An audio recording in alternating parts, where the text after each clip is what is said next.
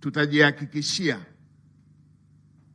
uhai wa taifa letu na tutajihakikishia uhai wa wananchi wa taifa letu kwa Watanzania wote.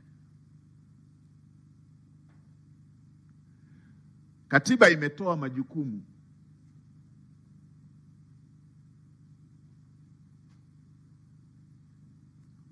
imeweka upande mmoja haki, imeweka upande mwingine wajibu. Haya yote lazima tuyafuatilie na wala hatutapuuza hata moja. Ndio maana katika majukumu yangu ya kila siku, popote ninakopita, nikikuta kuna mtu amecheza na haki ya Mtanzania, na kuwa mbogo kweli kweli, kwa sababu hili ni jambo muhimu na jambo sio la kuchezea.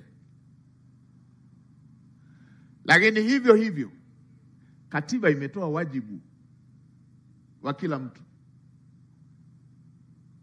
Sasa sisi kama serikali, na sisi tuna wajibu wa kutimiza.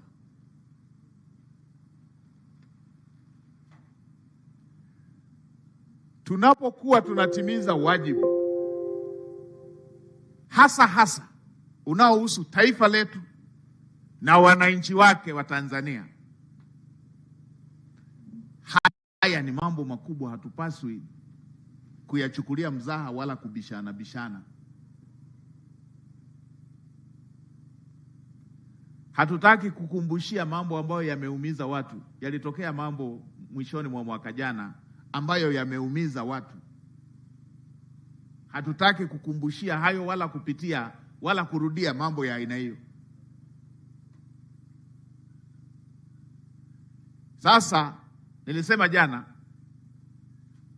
tukaanza kusikia viashiria vya aina ile kama vile ambavyo vimetugharimu maisha ya watu, vimetugharimu heshima ya taifa letu, vimetugharimu rasilimali, vimetugharimu umoja wetu. Na watu wengine wanafanya mizaha hivyo,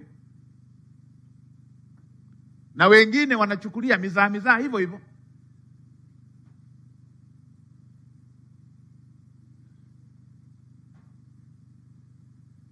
Sasa nilisema jana, nitapita na leo ikiwa sehemu ya kusalimia nifafanue haya. Moja ya jambo ambalo hatuna mzaha nalo ni kuhusu ulinzi wa nchi yetu, ulinzi wa Watanzania na ulinzi wa rasilimali za Tanzania. Haya si mambo ya mzaha, wala hayana upande, wala hayana pande mbili. Haya ni mambo ya aina moja tu, yanaihusu Tanzania na Watanzania wake. Kwenye hili hatuna makundi. Jambo la usalama wa nchi yetu, hili halina pande.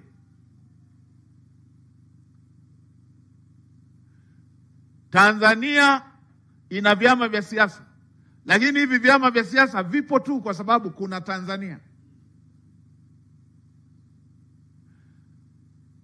Hata dini zetu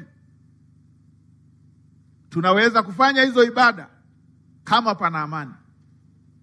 Pakichafuka, waulizeni walioko kwenye machafuko kama wanakumbukaga ibada. Kwa hiyo panapokuwepo na viashiria vya kukosekana kwa usalama wa nchi, hicho ndio kipaumbele. Lazima tushughulikie kwanza jambo hilo. Lazima tushughulikie kwanza jambo hilo.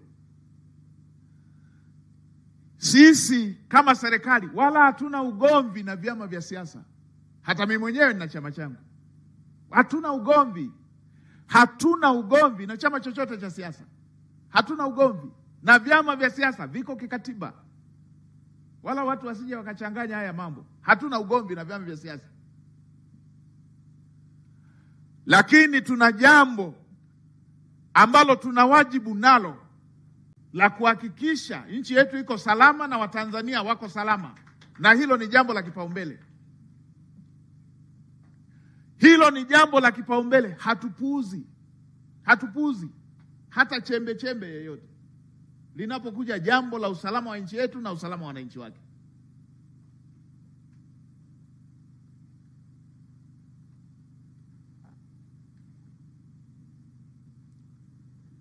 Tumeambiwa na haya sio siri, kwa sababu hata ninyi mnasikia huko. Tukaambiwa kuna watu wanafanya hivi na hivi, wanafanya hivi na hivi. Tumefuatilia tukajiridhisha, wapo wabaya, maadui wa taifa letu, wanafanya michezo ya aina hiyo.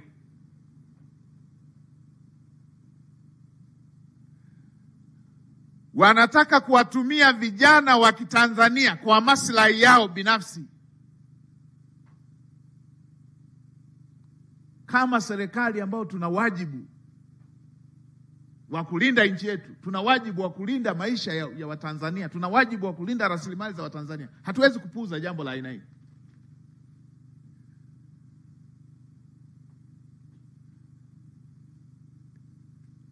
Kuna wengine ambao tumeshawakamata. Wapo ambao wao wanalipwa, wanataka wawaandikishe vijana wa Kitanzania wawapeleke barabarani, na wameleta na watu wa kuwapiga vijana wa Kitanzania ili baadaye waichafue nchi yetu. Haya mambo hatuwezi tukaruhusu.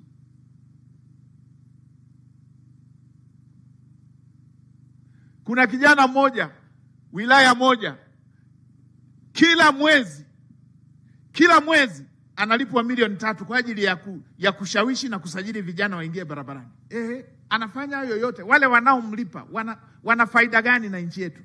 Wanataka kunufaikaje na hayo wanayoyapanga?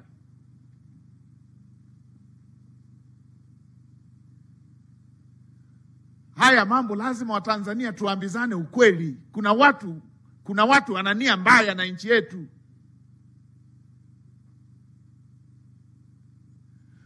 Mwingine analipwa milioni 5.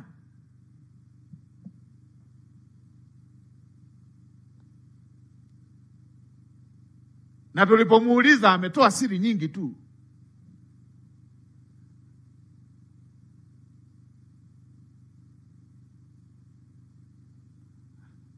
Anatumwa, na wale wanaomtuma tunajua waliko pia.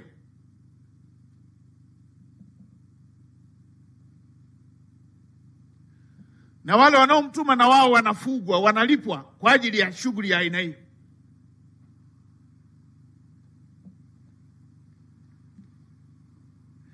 Na ndio maana kila siku wanaweka mikakati ya uhalifu, wanapanga siku zenye matukio ya kukusanya watu.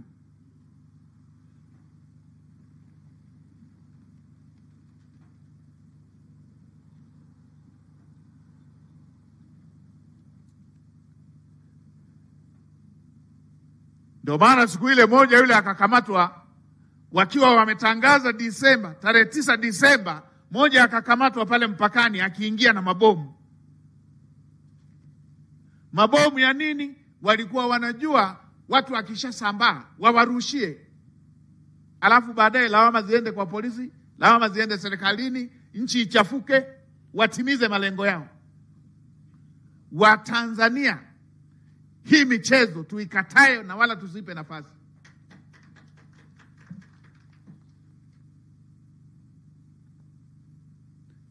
Hatuwezi tukaruhusu michezo ya aina hiyo, na wala mtu wa aina hiyo hatutacheka naye.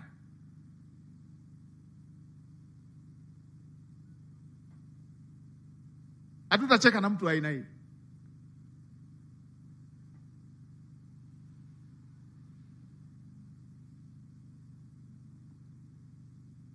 Hatutafanya mchezo, na wala tusitaniane wala tusidanganyane. Hatutafanya mchezo na mtu wa aina hiyo.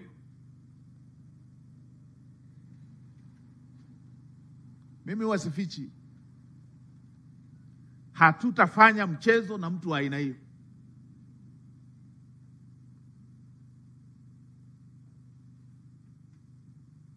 Tumepewa jukumu la kuilinda nchi yetu na watu wake. Hatutafanya mchezo kwenye hilo.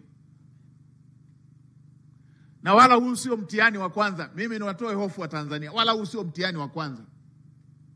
Walikuja wakatufanyia fujo, na nayakumbuka haya, nilikuwa waziri wa mambo ya ndani. Pale wapi pale Kibiti, wapi pale Mkuranga. Ikawa eneo tishio, eti watu hawaendi hata mashambani, eti watu wanalala. kila tunaamka mwingine naye kapigwa, kila tunaamka mwingine naye kapigwa. Niambia, hii haiwezi kawa Tanzania hii. Sasa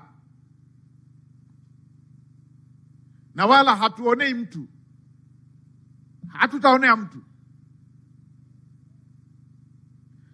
Wewe unalipwa ili ulete machafuko kwenye nchi yetu, hatutakuchekea. Hii tusidanganyane, hatutakuchekea.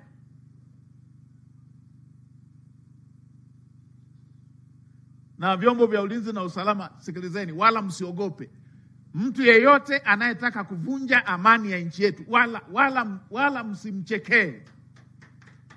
Ndio, wala tusidanganyane, tutaambizana ukweli tu. Hatudanganyani, tunaambizana ukweli.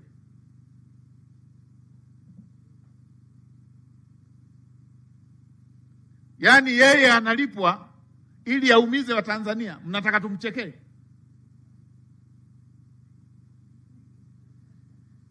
Mnataka tumchekee?